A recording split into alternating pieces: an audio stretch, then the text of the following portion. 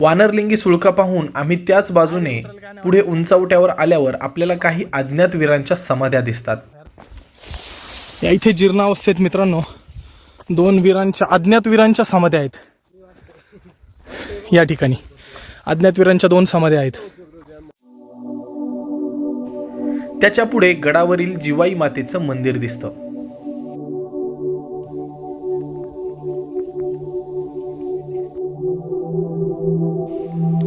मंदिरापासून थोडं खाली उतरलं की गडावरील धान्य कोठाराजवळ आपण येऊन पोहोचतो.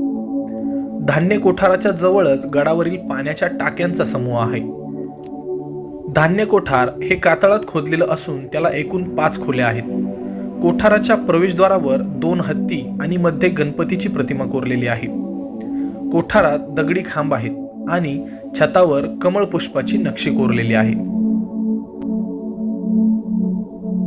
आणि आता आपण धान्य कोठार पाहिल्यानंतर जी घाटगर गावातून येणारी जी दुसरी वाट आहे गडाची, ज्याला की जुन्नर दरवाजा असं म्हटलं जातं, तर जुन्नर दरवाजाच्या बाजूला आलेलो आहोत. आता आपण जुन्नर दरवाजाची वाट पाहूया. या ठिकाणी आहे गडावर येणारी दुसरी वाट म्हणजे घाटगर गावातून येणारी जुन्नर दरवाजाची वाट. जुन्नर दरवाजाच्या ठिकाणी आपण आलेलो आहोत आणि या बाजूला पाहतात तर हे जे पाण्याचं टाक आहे आणि आपण जुन्नर दरवाजाकडे जे बसलेलो आहोत, तर याला जुन्नर दरवाजा का म्हटलं जातं, तर जुन्नरच्या दिशेला हा दरवाजा आहे.